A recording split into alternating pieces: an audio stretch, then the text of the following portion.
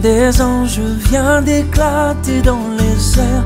Joignons aussi nos louanges à leur sublime concert. Gloire à Dieu, paix sur la terre. Aujourd'hui le Christ est né. Jésus s'est fait notre frère. Un sauveur nous est donné. Jésus s'est fait notre frère. Un sauveur nous est donné.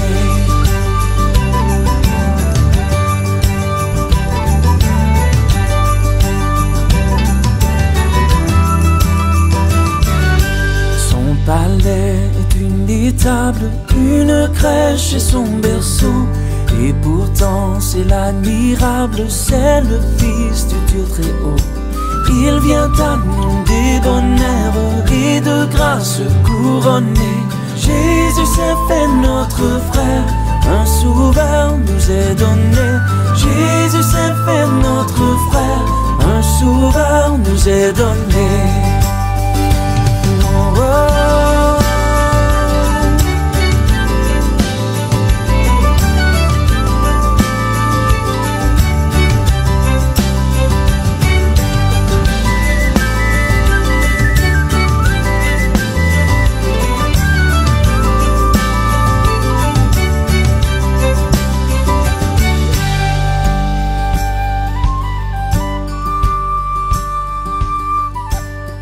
Avec vous, bergers et mages, au pied de notre Seigneur, nous déposons nos hommages, nous lui donnons notre cœur.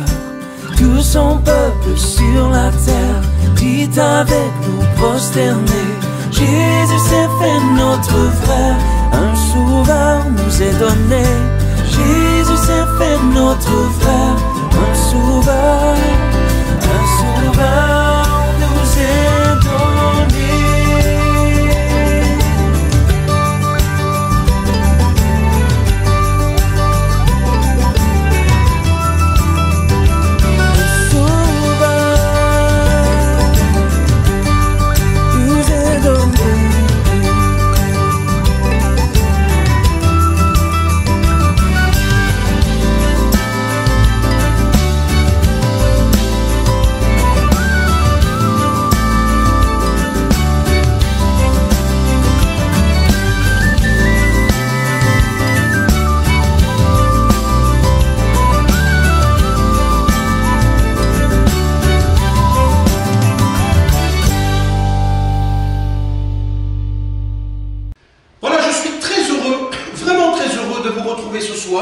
Je n'ai pas eu l'occasion de vous retrouver au mois de novembre et il me tardait de passer à nouveau un petit moment avec vous devant la parole de Dieu.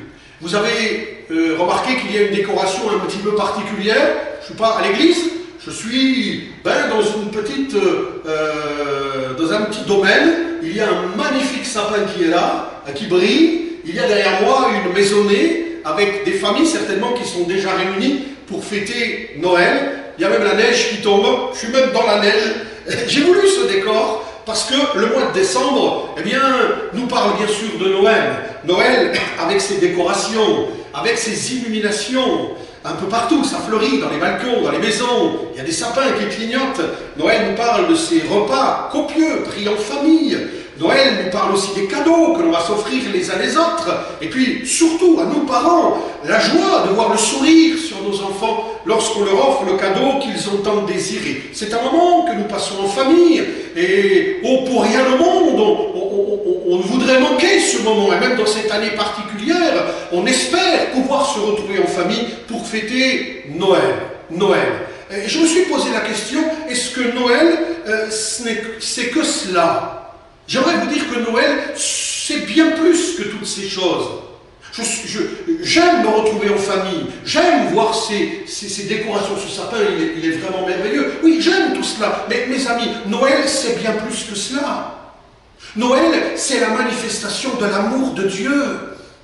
Et à vous qui êtes là ce soir et qui m'écoutez, j'aimerais vous dire que Dieu vous aime. Et quand nous donnons Jésus au tout premier Noël, il nous a fait un cadeau extraordinaire. Alors j'aimerais vous parler de Noël, de ces 4 lettres, N-O-E-L, et qui signifie Noël. qui sont comme 4 cadeaux que Dieu veut pour toi ce soir. Il voudrait te les donner, à toi de les saisir. D'abord, haine. Haine comme nouvelle. Haine comme neuf. Haine comme nouveau. Noël, avant toute chose, c'est une bonne nouvelle. D'ailleurs, l'évangile signifie bonne nouvelle.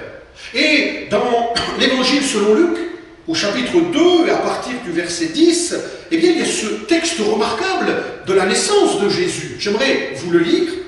Mais l'ange leur dit, « Ne craignez point, car je vous annonce une bonne nouvelle, qui sera pour tout le peuple, mais j'ajoute pour le monde entier, le sujet d'une grande joie.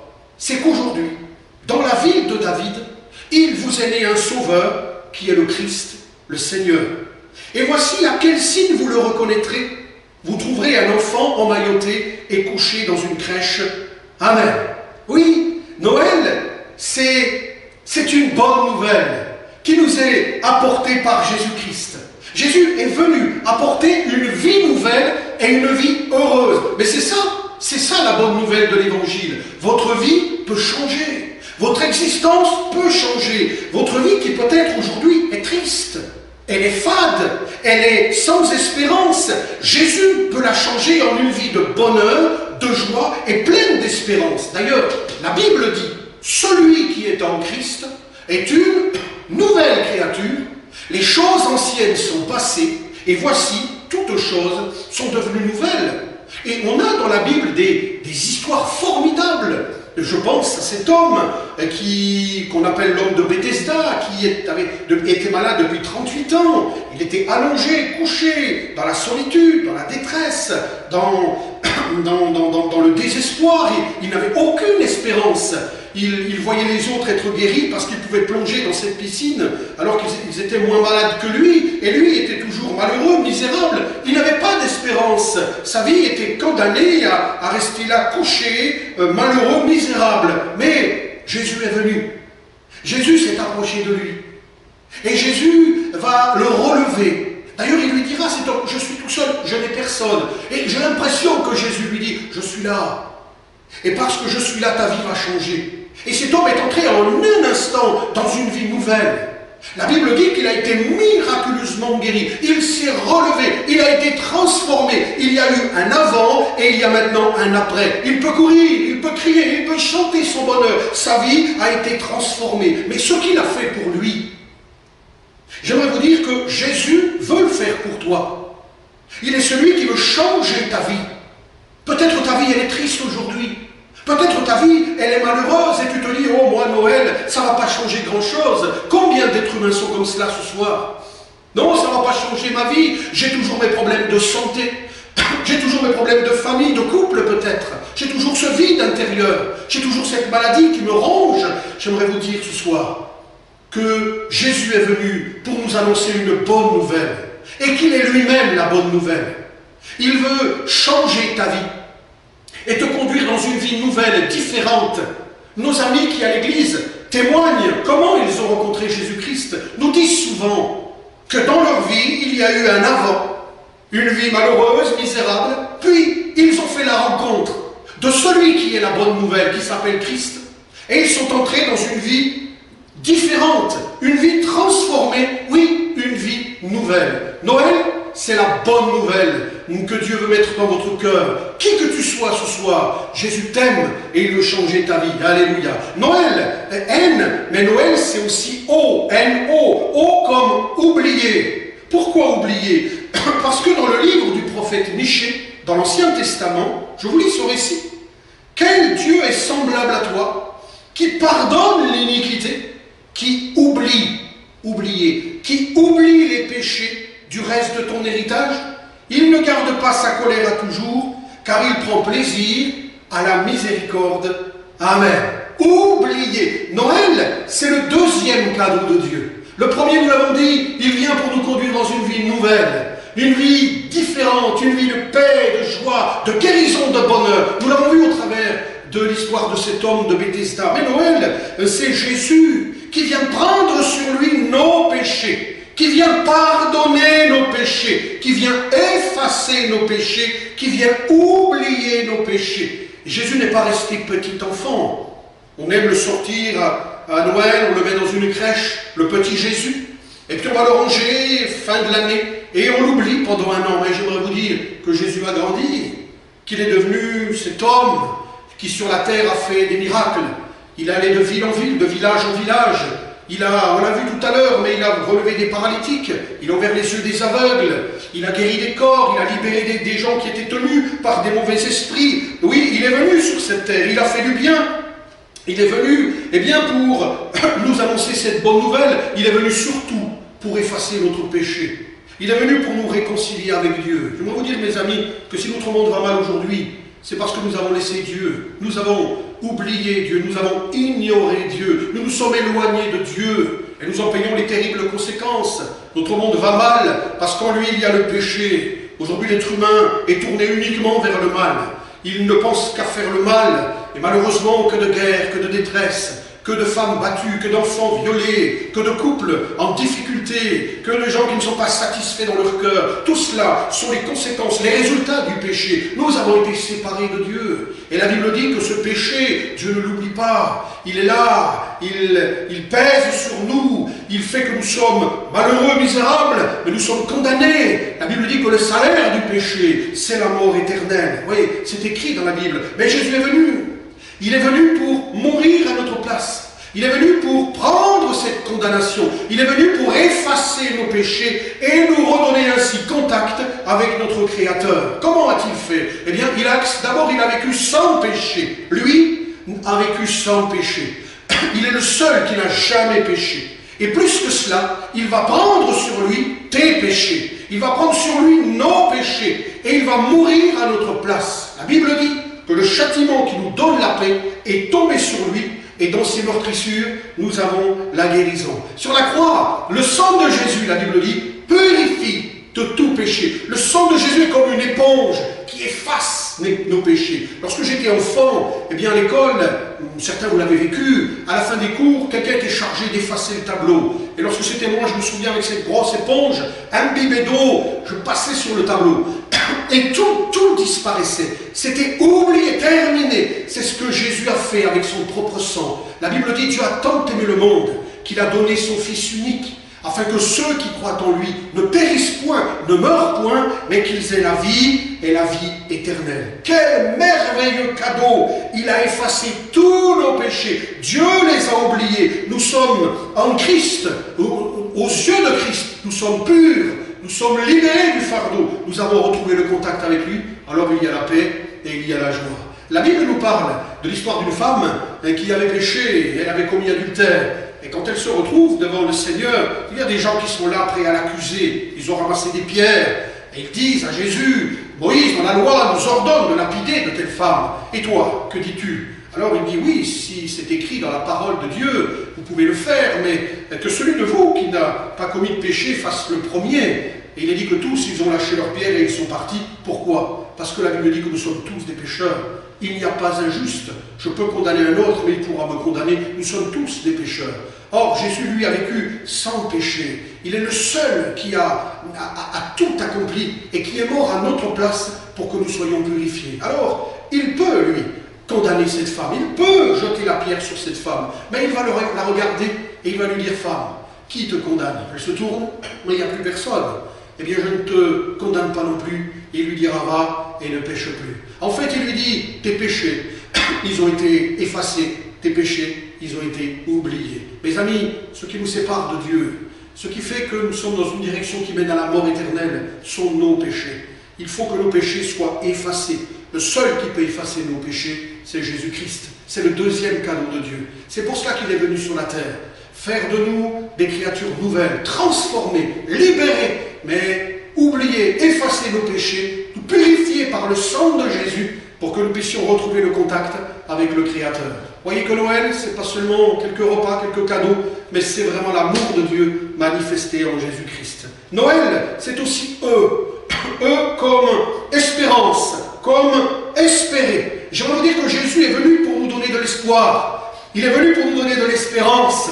Je remarque aujourd'hui que le monde vit sans aucune espérance. En plus, avec cette situation sanitaire, économique que nous vivons, notre monde est malade, notre monde est affligé, regarde l'avenir avec inquiétude, il perd l'espoir, notre monde, il est inquiet, il est affolé. Mais j'aimerais vous dire que celui qui reçoit Jésus dans son cœur, il reçoit une merveilleuse espérance. Il sait qu'il n'est plus tout seul, non, mais que Jésus sera toujours avec lui. Et ça, mes amis, c'est le plus beau cadeau de Dieu. Il nous a donné un ami précieux qui non seulement transforme notre vie, purifie notre cœur, nous réconcilie avec Dieu, mais demeure avec nous comme un fidèle berger qui va nous conduire sur le chemin de la vie et qui nous a fait une promesse, c'est qu'un jour il reviendra nous chercher. Je vous ai dit qu'il était mort, oui, mais Jésus est ressuscité. Il est retourné dans la gloire et il a fait cette promesse qu'un jour il reviendra du ciel. Et je sais, j'ai cette assurance, eh bien que je le verrai face à face. Et ça c'est pour moi une réalité parce que je l'ai reçu dans mon cœur. Vous savez, il est écrit ce texte dans la Bible, dans Jean 11, Jésus lui dit, « Je suis la résurrection et la vie. Celui qui croit en moi vivra, quand même il serait mort. Et quiconque vit et croit en moi ne mourra jamais. » Quelle espérance! Dans un monde où malheureusement on pense que quand on est mort c'est fini, il n'y a plus rien. Alors on entend toutes sortes de choses, il y a ceux qui parlent de purgatoire, de réincarnation, mais tout cela c'est de la bêtise. Ça n'a jamais été écrit dans la Bible, Dieu n'a jamais parlé de cela. Dieu nous a dit après la mort vient le jugement. Et si mon péché vous condamne, vous serez condamné à la mort éternelle. Mais nous l'avons dit, le sang de Jésus nous purifie de tout péché. Le sang de Jésus nous lave. Alléluia. Alors oui, c'est une réalité. Si je meurs, Jésus ouvrira les portes du ciel. Parce que j'aurai été lavé, purifié par son sang. Notre monde n'a pas cette espérance. Notre monde a perdu cette joie de réaliser qu'un jour Jésus reviendra. Notre monde ne vit pas avec ce bonheur. Mais ce soir, Jésus vous offre ce cadeau. Le cadeau de la vie éternelle. Encore une histoire biblique? Oui. Alors qu'il était crucifié sur cette croix infâme, il y avait à côté de lui un brigand qui se moquait de lui, comme l'autre d'ailleurs. Et puis à un moment donné, il réfléchit, il dit, « Moi, je suis coupable. J'ai ce péché sur moi, mais lui n'a rien fait. » Alors, se tournant avec difficulté, il lui dira, « Souviens-toi de moi quand tu viendras dans ton règne. » Et cette parole de Jésus, souffrant, meurtri, se tourne difficilement vers lui, mais il lui dira, aujourd'hui, tu seras avec moi dans le paradis. Quelle espérance! Oui, nous ne vivons pas seulement sur la terre, mais tout chrétien a l'espérance de la vie éternelle. Mes amis, où allez-vous passer votre éternité? C'est bien de fêter Noël, Noël, Noël et encore Noël, mais jusqu'où? Avez-vous de l'espérance pour l'éternité? Eh bien, Dieu est venu nous donner cette espérance.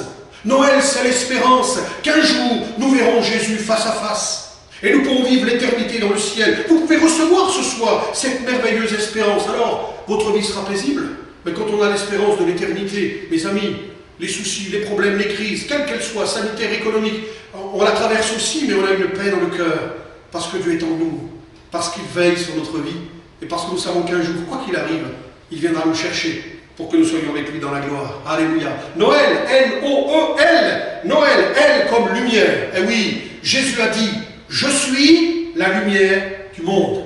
Et Jésus est venu mettre sa lumière dans nos cœurs. C'est ce que Jésus est venu faire. J'aimerais lire un texte dans la parole du Seigneur. Dans Matthieu, chapitre 4, verset 13. Je vous lis. Matthieu 4, verset 13. Jusqu'à maintenant, j'ai cité des textes, mais là, je voudrais vous le lire. Jésus, il quitta Nazareth et vint demeurer à Capernaum, situé près de la mer, dans le territoire de Zabulon et de Nephtali, afin que s'accomplisse ce qui avait été annoncé par Ésaïe le prophète. Le peuple de Zabulon et de Nephtali, de la contrée voisine de la mer, du pays, au-delà du Jourdain, et de la Galilée, des gentils. Ce peuple, assis dans les ténèbres, a vu une grande lumière. Et sur ceux qui étaient assis dans la région et l'ombre de la mort, la lumière s'est levée. Amen. Il est parlé de gens qui étaient assis dans les ténèbres, de gens qui étaient dans des ténèbres épaisses et profondes. Je crois que notre monde aujourd'hui est assis dans les ténèbres. Je crois que notre monde est dans des ténèbres profondes, comme dans ce récit. Il y a de plus en plus de guerres, et de plus en plus de maladies, de violences, de plus en plus d'angoisses, de suicides, de plus en plus de divorces, d'abandon. Mais c'est pour cela que notre monde va si mal. parce qu'il est assis dans les ténèbres. C'est pour ça que notre monde va à la dérive, parce qu'il est assis dans de profondes ténèbres. Et plus ça va, plus le monde est enténébré. Plus ça va, plus le monde a perdu toute espérance, et le malheur a pris le dessus. Et la détresse a pris le dessus. Mais j'aimerais vous dire que Jésus, ce Jésus que nous fêtons dans ces temps de Noël, Jésus est venu pour éclairer la vie de l'être humain. Il est venu pour éclairer votre vie. Il est venu pour éclairer ta vie. Il est venu pour illuminer ton cœur afin que tu vives. Il est venu pour te sortir des ténèbres. Et qu'est-ce qu'on est bien quand on est à la lumière? Nous n'avons pas été créés pour vivre dans les ténèbres. Nous avons été créés pour vivre à la lumière. Mes amis, prenez la plus belle plante, la plus costaud, la plus riche. Mettez-la dans une cave sans lumière, elle va mourir. Elle a besoin de lumière pour vivre. L'homme a besoin de lumière. Nous avons besoin de cette lumière divine, de cette lumière spirituelle. Dans le cœur de l'homme, Dieu a dit qu'il a planté la racine de l'éternité, la pensée de l'éternité. Nous avons en nous besoin de spirituel. C'est pour cela que les hommes se tournent vers les médiums, les marabouts, cherchent l'extra-spirituel et oublient, eh bien, la lumière que Dieu nous a donnée. Jésus l'a dit, je me répète, je suis. Non pas une lumière, je suis la lumière du monde. Il est cette lumière qui veut illuminer ta vie. Il y avait un homme dans la Bible qui vivait à l'entrée d'un village ou à la sortie, il dépend de quel côté on rentre. Il était aveugle, mendiant, il s'appelait Bartimée. Il était assis dans les ténèbres, comme nous l'avons lu dans ce récit. Sa vie n'était faite que d'obscurité, de peur, d'angoisse. Et oui, c'est ça que l'on vit quand on est dans les ténèbres. Mais Jésus est arrivé. Ayant entendu un bruit qui n'était pas le bruit qu'il entendait d'habitude, qu'est-ce qui se passe? Et on lui dit, c'est Jésus. Il avait entendu parler de lui. Alors il a crié de tout son cœur, Jésus, fils de David, aie pitié de moi. Certains ont voulu le faire taire. Eh oui, quand on veut s'approcher de Dieu, ça ne plaît pas aux gens. Mais il va crier plus fort, Jésus, fils de David, aie pitié de moi. Jésus s'arrêta. Et je voudrais vous dire que Jésus s'est arrêté ce soir. Il est là dans ce lieu. Il est avec toi, il est avec moi. Faites-le venir. On l'a fait venir vers Jésus. Que veux-tu que je te fasse? Oh, Rabboni, que je recouvre la vue. Qu'il te soit fait selon ta foi. Il est dit qu'à l'instant, ses yeux se sont ouverts. Ah, quel bonheur, quelle joie, quel chant d'allégresse dans son cœur. Sa vie a été complètement changée, transformée. Il n'était plus dans les ténèbres, mais il était dans la lumière. Que le nom du Seigneur soit béni. Cette lumière, mes amis, elle nous donne de l'assurance. Elle nous donne de la clairvoyance, elle nous donne la joie, la lumière de Dieu nous donne la paix, elle nous donne tout ce dont nous avions besoin, nous avons tout pleinement en Jésus-Christ, et même nous sommes tellement éclairés que nous pouvons éclairer les autres, parce que nous devenons nous-mêmes des lumières. La Bible le dit en parlant des chrétiens, vous êtes la lumière du monde. Alors ce soir, toi qui es dans les ténèbres, toi qui es assis dans les ténèbres de ce monde, toi qui ne sais plus où tu en es dans le domaine spirituel, j'aimerais te dire que Jésus t'aime et que Dieu t'offre ce soir ce cadeau remarquable. Noël, 4 cadeaux de Dieu. Il t'offre cette vie nouvelle, la vie nouvelle qu'il y a en Jésus-Christ. C'est le cadeau de Dieu pour toi. Il t'offre ce soir une vie d'espérance, une vie de joie. Oh, une vie merveilleuse, parce que tes péchés ont été effacés par le sang de Jésus. Une vie où chaque jour, la lumière divine t'éclairera, parce que Dieu nous a donné sa parole. Et sa parole, elle nous conduit. Ah, quel bonheur de le connaître. Ce soir, j'aimerais te dire, mon ami, que Jésus désire entrer dans ton cœur. Qu'il ne reste pas ce petit personnage d'une crèche. C'est beau, c'est magnifique, mais ça ne changera pas grand-chose. Qu'il ne reste pas le souvenir qui va revenir une fois par an. Et on va se rappeler qu'un certain Jésus est venu, et on ne sait pas trop ce qu'il est venu faire. Non, tu as entendu ce soir. Dieu nous a tant aimés qu'il a donné le plus beau des cadeaux, son Fils. Oui, j'insiste, Jésus est le Fils de Dieu. Il est venu sur cette terre. Et il est venu pour nous apporter, nous annoncer une bonne nouvelle. C'est que notre vie peut changer. Elle peut devenir une vie nouvelle. Oh, gloire à Dieu. Il est venu nous apporter une parole d'espérance. Nous qui étions morts dans nos péchés, nous qui étions dans la détresse, il est venu oublier nos péchés, pardonner nos péchés, nous réconcilier avec Dieu par sa mort sur la croix et par sa résurrection. Oui, mes péchés sont pardonnés, je suis réconcilié avec le Père. Il est venu pour nous donner cette espérance qu'un jour, nous le verrons face à face. Nous ne vivons pas dans ce monde sans espérance, loin de là, mais nous avançons chaque jour, il prend soin de nous, il veille sur nous, il nous conduit jusque dans la vie éternelle. et puis un jour on le retrouvera. Et puis il est venu pour être cette lumière. Et croyez-moi, dans ce monde de ténèbres, que c'est bon d'être éclairé par l'Évangile, par cette bonne nouvelle, par Jésus-Christ. Chaque jour, il prend soin de nous, il conduit les chrétiens, et c'est pour cela que j'aime dire que les chrétiens sont les plus heureux des hommes. Et il ne tient qu'à vous ce soir de l'accepter dans votre cœur.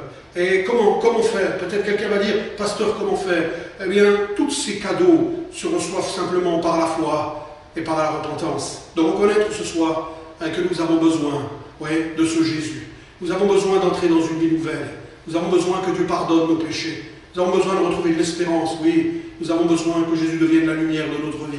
Savoir s'humilier, demander pardon à Dieu et lui dire, Seigneur, ce soir, viens dans mon cœur. Ce soir, viens dans ma vie. Ce soir, transforme tout. Gloire à Dieu. Alors, le Saint-Esprit va entrer dans votre vie. Le sang de Jésus vous purifie de tout péché. La présence de Dieu va prendre la place et votre vie va changer. On ne peut pas l'expliquer. Il faut l'expérimenter. Il faut le vivre. Faites cette expérience avec Dieu. Avec moi ce soir. On peut le prier ensemble. On peut prendre un petit moment, prier le Seigneur. Il est là, il est vivant. Noël, ce n'est pas le souvenir de quelqu'un qui est mort, mais Jésus est ressuscité, je l'ai dit tout à l'heure. Il est assis maintenant à la droite de Dieu. Il prie pour toi, il prie pour nous. Il te tend les bras d'amour et il te dit ce soir, ces cadeaux, ces 4 cadeaux, tu peux les accepter par la foi et dire maintenant, je te donne ma vie, je te donne mon cœur. Ce monde, excusez-moi le mot, il est pourri, il mène à la mort. Et maintenant, Seigneur, je prends les cadeaux qui me viennent du ciel, je vis avec toi, je marche avec toi, et j'ai l'espérance qu'un jour, j'irai dans la gloire pour l'éternité. On peut se courber quelques instants. Notre Père, merci, parce que ta parole est la vérité. Noël, ce n'est pas seulement un beau sapin comme il y a sur cet écran, une neige qui tombe, il n'y a pas seulement quelques cadeaux, un bon repas en famille, non. Noël, c'est plus que cela. Noël, c'est l'amour de Dieu qui s'est manifesté au travers de Jésus-Christ. Merci pour Jésus qui est venu nous donner ces cadeaux de Dieu. Merci pour tout ce que Noël apporte. Je te prie ce soir pour tous ces amis qui ont écouté cette parole, qu'ils puissent comprendre que ces cadeaux, Seigneur, ils sont tellement importants. Il est tellement urgent de les recevoir dans son cœur. Parce qu'un jour, dit la Bible, il sera trop tard. Il est dit dans la parole de Dieu aujourd'hui, ce soir, si vous entendez sa voix, n'endurcissez pas votre cœur. Bénis ceux qui ont écouté cette parole. Touche-les, Seigneur. Fais-leur du bien par le Saint-Esprit. Et à toi soit toute la gloire. Amen. Amen. Chers amis, si vous recevez Jésus dans votre cœur ce soir, et j'espère que vous l'avez fait, alors ce Noël 2020, malgré tout ce que nous avons vécu cette année, sera le plus beau des Noëls. J'ai connu des Noëls très difficiles dans ma jeunesse, vraiment des Noëls douloureux, où la famille était coupée en deux, on était séparés les uns des autres, et on sentait de la souffrance, en sachant que bien des gens étaient heureux et que nous, on était là, malheureux, misérables. Mais j'ai connu un Noël où, dans l'année, j'ai rencontré Jésus-Christ. Et ce Noël-là était un Noël particulier, un Noël fait de bonheur, de joie et de paix. Et chaque fois que j'arrive à Noël, je me rappelle le premier Noël qui a changé ma vie. Lorsque j'ai fait cette rencontre avec le Sauveur, quel bonheur aujourd'hui. Depuis des années, je marche avec Dieu. J'ai mes soucis, j'ai mes problèmes, j'ai mes souffrances, j'ai mes maladies, j'ai mes détresses. Mais j'ai l'amour de Dieu, j'ai l'amour de Christ. Ces 4 lettres, je les cite tous les jours. Noël pour moi, c'est pas une fois l'an, mais je sais qu'il m'a donné une vie nouvelle. Et cette bonne nouvelle, elle est là, je la serre dans mon cœur. Je sais qu'il a pardonné, oublié tous mes péchés. Je suis réconcilié avec Dieu. Je vis l'espérance, mais bien sûr, chaque jour qui avance, je me rapproche un peu plus du ciel. Je sais qu'il viendra me chercher. Oh, merci Seigneur. Et puis chaque jour, cette lumière m'éclaire. Son esprit me guide et me conduit. J'ai la paix, la joie dans mon cœur. Ah, si tu donnes ton cœur à Dieu, tu auras la paix et la joie. Ouais, c'est ce que dit ce cantique que l'on aime chanter. Quand tu donnes ton cœur à Jésus, alors la paix, la joie ne te quitteront plus jamais. Je vous invite vraiment à donner votre cœur à Jésus, à réfléchir à cette parole, à réfléchir à ce temps de Noël et d'accepter les cadeaux que Dieu vous offre. On se retrouvera au mois de janvier. Notre église réouvrira le samedi 9 janvier, dimanche 10 janvier. On aura 2 cultes le matin à 9h30. Et puis, dès qu'on pourra ouvrir la semaine, on vous le dira. Voilà, vous recevrez les infos. Vous pouvez nous écrire sur notre site www.éclat-de-vie.fr, éclatdevie.fr. Vous pouvez communiquer avec nous. On vous donnera, et sur le site, vous aurez toutes les infos concernant la réouverture de l'église et de nos réunions où nous prêchons l'évangile, comme ce soir. Voilà. Il y a également sur Facebook le Rocher Solide, où vous pourrez chaque jour retrouver un petit enseignement et puis un verset de la parole de Dieu que vous pourrez garder dans votre cœur, et ça fait toujours du bien. Voilà, que le Seigneur vous bénisse abondamment. Sachez que l'on prie pour vous, on pense à vous, on vous tient dans la prière, en espérant se revoir bientôt. J'aimerais vous souhaiter vraiment de tout mon cœur un joyeux Noël, mais que ce Noël 2020 soit le Noël que vous allez vivre avec Jésus, parce que vous allez accepter les cadeaux de Dieu. Je vous souhaite de bonnes fêtes de famille, que la grâce de Dieu soit sur vous, et surtout, à très bientôt de se retrouver, que Dieu vous bénisse abondamment. Joyeux Noël.